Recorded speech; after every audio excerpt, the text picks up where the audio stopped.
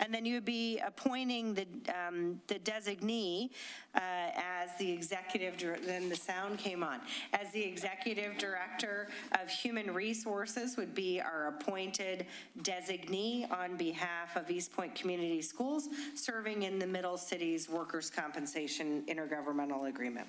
And who's our designee? Our executive director of human resources, Mr. Dean DeForos. And you're accepting it? Okay. Wonderful. Do we have any questions?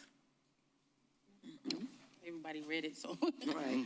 Okay, all right. So next we need a motion for the recommendation for adoption of the resolution for Middle Cities Workers' Comp Group. So moved. I need a second or no? A second. Okay, Mrs. Chopper. All right, please call the vote. Mrs. Whitby, Yes. Mrs. Chopper. Yes. Dr. Early, Yes. Mr. Williams, yes. Mr. Roscoe, Yes. and Mr. McCain. Yes. Okay, with a motion of vote of 6-0, motion carries. Next is a discussion item. We are working we're working to get a student representative, a student to come into the district and sit up here with us and understand how we work. We put together a ad hoc committee with Mr. McCain, Mr. Roscoe, and with Mrs. Richardson. And they brought that information, so we want those two to talk about that for us. Mr. Ian can do a fine job. All right. Thank you, Board President Hurley. Good evening, everyone. This particular item I know is something that the board has worked on in the past, so we're really excited to have a final product that we can share with our students who are now back in classes.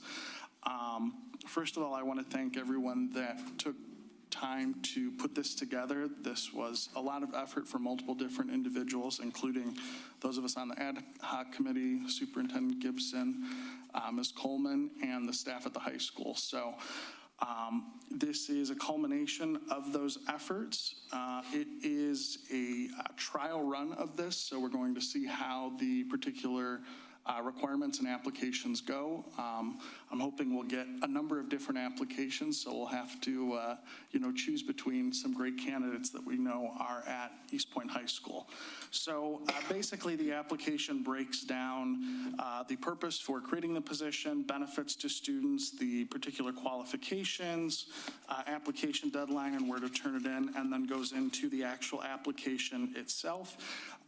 Just a high-level overview, this is for upperclassmen, so 11th and 12th grade students.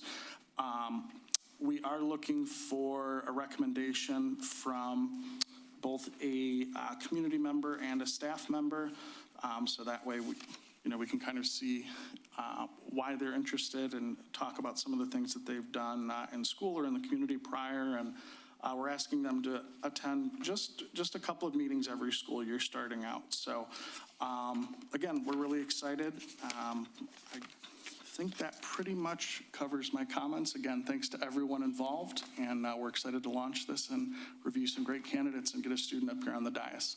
And I'll turn it over to Vice President Roscoe if he has anything else to add.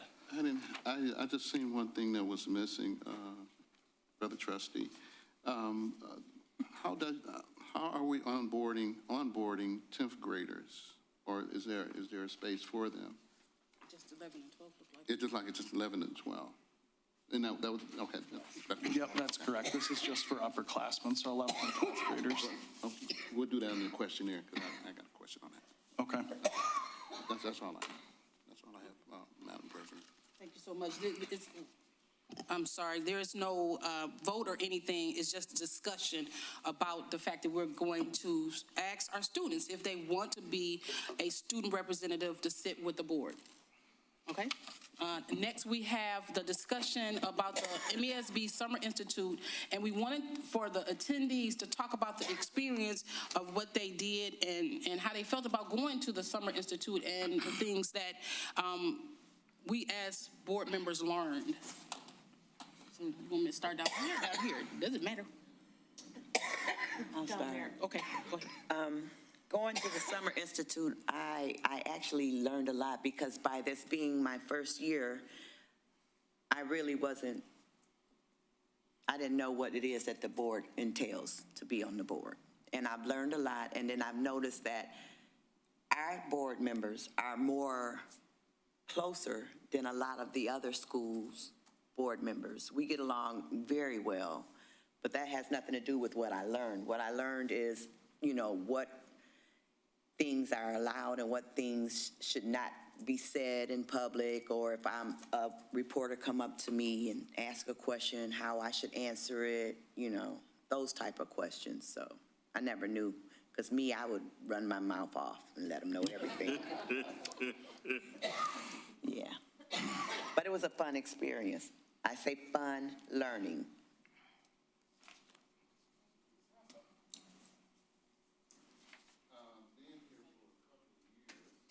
Couple of years.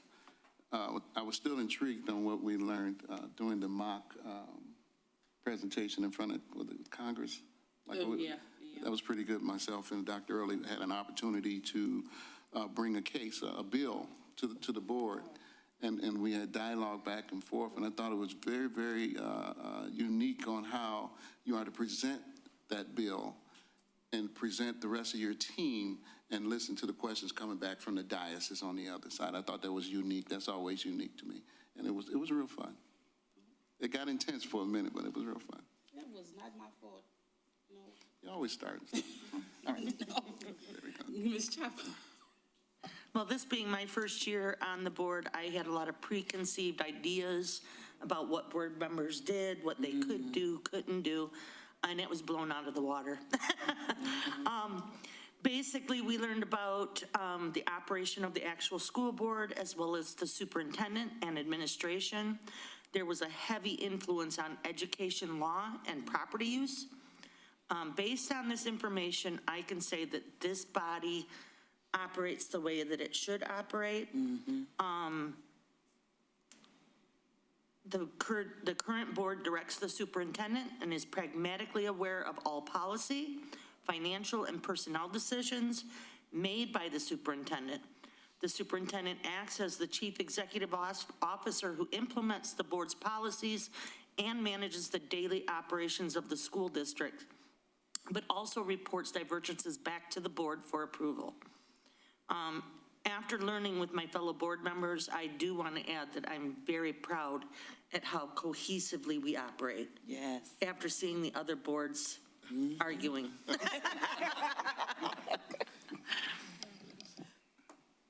Mr. McCain? All right, I told Doc I timed this, so here goes nothing. 2 minutes. The Three minutes, church 2 but- minutes. Church 2 minutes or regular 2 minutes? Church 2 minutes. I did just want to rewind a little bit because some of us did also attend the spring session, and I just wanted to say that I really enjoyed a session that we were able to go through related to AI in education, as well as another course that was focused on the importance of ISDs and their role in the local system. So for this conference, I decided to focus on my two favorite courses, which were the law course, which some of the other board members touched on, and practical governance, which was a set of case studies. So the law course, we talked a lot about different cases related to religion in public schools and how the case law from the Lemon Test to present day kind of guides districts on how to respond to those different questions. We have a really great teacher and the MASB staff attorney, Brad Banaszak, so he also touched on some First Amendment rights, as well as, again, talking about how we're doing things right, really affirmed our student disciplinary policy, including the restorative practices that are included in that. And then just very briefly touched on some federal law in regard to the repeal of the Chevron doctrine, Title IX issues, and the 2023 amendment to Michigan's Elliott Larson Civil Rights Act. And they also recently hosted a student legal clinic that was really interesting too, that again dived into some of those AI issues. The case study was interesting because we kind of, ran the gamut from a broad number of topics such as hiring a superintendent, board's role in negotiating a union contract, administrative discipline review, and then we got the opportunity to discuss with our fellow board members or board members from other districts. So it was really interesting, and again, just bringing it back to our board helped reiterate the unique perspectives, skill sets, and abilities that each of us bring to the table. Just for perspective, we were in class for 15 hours a day and learned a lot. But reiterating some of my fellow board members' comments, we also had fun, after classes and played Uno in Phase 10. And I'm not competitive or good at either game, but I still had fun. So I want to thank the district superintendent and my fellow board members for the opportunity to continue learning and growing as a new school board member. And as I'm known to do, I'll close with a quote, and this is from Teddy Roosevelt and his Citizenship in a Republic speech. "It is not the critic who counts, nor the man who points out how the strong man stumbles, or where the doer of deeds could have done them better. The credit belongs to the man who is actually in the arena, whose face is marred by dust and sweat and blood, who strives valiantly, who errs, who comes short again and again, because there is no effort without error and shortcoming, but who does actually strive to do the deeds, who knows the great enthusiasms, the great devotions, who spends himself in a worthy cause, who at the best knows in the end the triumph of high achievement, and who at the worst, if he fails, at least fails while daring greatly, so that his place shall neither be with those cold and timid souls who neither know victory nor defeat." Thank you. Amen. I just want to say that I appreciate each one of you being willing to go to these classes, because it's a be there at 7 o'clock, class in at 8 o'clock situation, and we had one board member say, "I'm not doing that again." It's a lot, but I appreciate that y'all are willing to go to the conferences and bear all the things that we do, because we learn a lot at those conferences. And I appreciate the district allowing us to go to the conferences, because there is some districts that they tell them, no, you don't need that. You shouldn't go to that. And so I'm glad we don't have that type of administration. And so I appreciate all of y'all for doing that and going. Next, we have the hearing of the public. Is there anybody wish to be heard? It's 6:52. Yes, please. Right here, please state your name, and you have 3 minutes.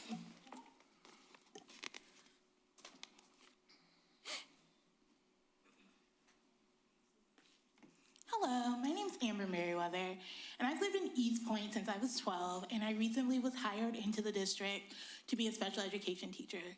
Well, I was hired third party, and I was let go after 2 days, and it was a very interesting experience.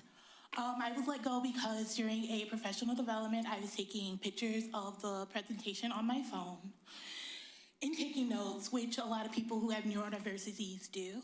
I wasn't spoken to or asked why I was on my phone at any point. I was just let go. But during my 2 days, I learned a lot. And none of it was very good things that I learned, especially when it comes to special education services. I believe she's the director, Lori Rush, said at one point that East Point could get away with anything they wanted to do until they got caught. And then we got caught, which is the reason why all the progress monitoring, accommodation laws and the whatnot are being done now.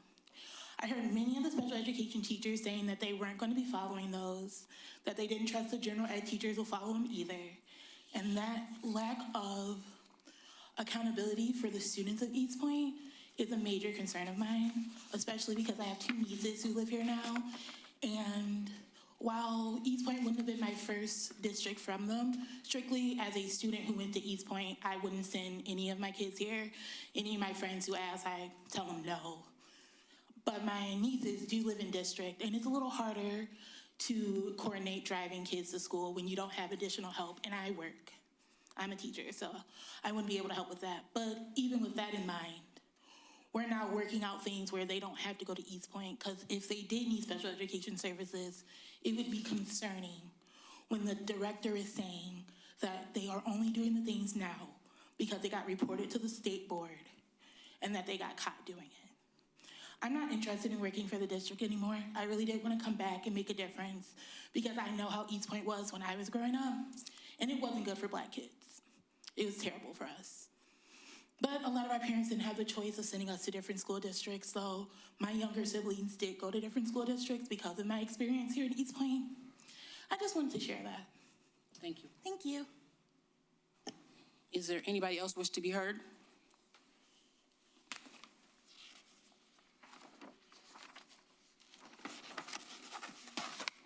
Good evening. Mary Hall Rayford of East Point. Kind of thrown me because just wanted to welcome people back. Hopefully going to have a good year. I'll still want to do that. So welcome back, all the new hires that I noticed in the agenda, and all of those who've been here. I hope people are really pulling together for everyone, especially for the kids. Because if we're not addressing the needs of the children, we're wasting our time and taxpayer money. I feel very strongly about that, and I'll probably keep saying something about it.